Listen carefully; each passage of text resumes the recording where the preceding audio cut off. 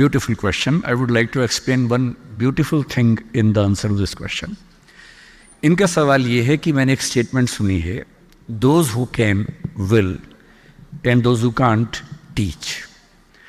यानी जिनमें दम होता है कुछ कर लेते हैं, जो कुछ नहीं कर पाते वो टीचिंग करने लग जाते हैं। तो आपने तो कर भी लिया था, फिर आप क्यों टीचिंग कर रहे हैं? क्योंकि टीचर तो वो है जो कुछ कर नहीं पाता ज़िंदगी में, इस कहावत के हिसाब से। इसके एग्जाम्पल सीएम साहब हैं, वो टीचर से बन गए सीएम और हम टीचर बन गए बाद में, तो अजीब सा लगता है। तो आपकी कहावत से उनकी बात तो सही अप्लाई हो रही है, मुझ पर अप्लाई नहीं हो पा रही। मैं आपको समझाता हूँ। देखो, जब हम लैंग्वेज पढ़ते हैं तो लैंग्वेज में एक वर्ड का एक मतलब नहीं होता है, एक वर्ड के बहुत मतलब होते हैं। कभी कभी डिनोटेशन सेम होती है, कनोटेशन डिफरेंट होती है। इसका मतलब ये हुआ, फॉर एग्जाम्पल, जैसे आप पूजा पाठ करते हैं, प्रेयर करते हैं, तो मैं हिंदी का एग्जाम्पल दे रहा हूँ, I hope you will understand. पूजा पाठ में हम कभी कभी चावल का इस्तेमाल करते हैं, पर हम पूजा पाठ करते हुए चावल को चावल नहीं बोलते, अक्षत बोलते हैं। हम पानी को पानी नहीं बोलते, जल बोलते हैं पूजा पाठ करते हुए। आपने शायद ध्यान से देखा होगा कि जब पूजा पाठ हो रहे तो बोलते जल चढ़ा दो, अक्षत चढ़ा दो, न कि पानी चढ़ा दो। फिर कभी हवन करेंगे जिसमें धूप अगरबत्ती जलानी, आप बोलेंगे अग्नि जला दो, न कि आग लगा दो। तो अग्नि और आग एक ही बात है, पर पूजा पाठ करते हुए अग्नि जलाते हैं और बातों से क्या लगाते हैं? आग लगाते हैं।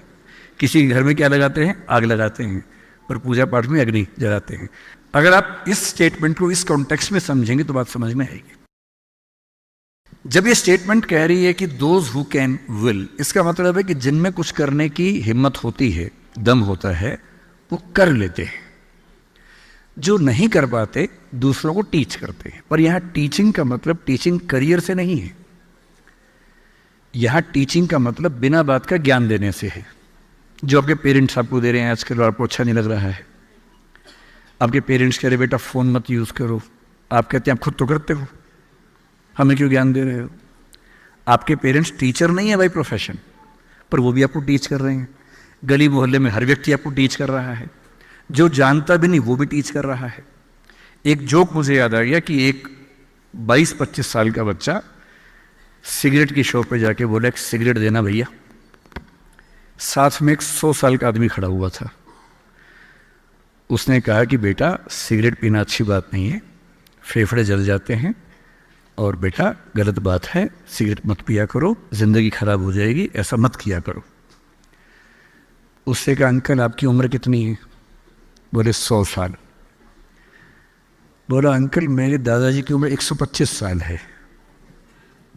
तो 100 साल वाला अंकल बोला वो सिगरेट नहीं पीते होंगे ज़रूर? बोला नहीं पीते हैं, ज्ञान नहीं देते। ये वाली जो टीचिंग है ना, ये उसका जिक्र है। Those who can will, those who can't teach. This is not about teaching profession. This is about random teaching which we receive from all the people, so-called well-wishers, who keep on teaching us without we liking them to teach us. ये उसके बारे में है, न कि teaching profession के बारे में। I hope I have made you understood this statement.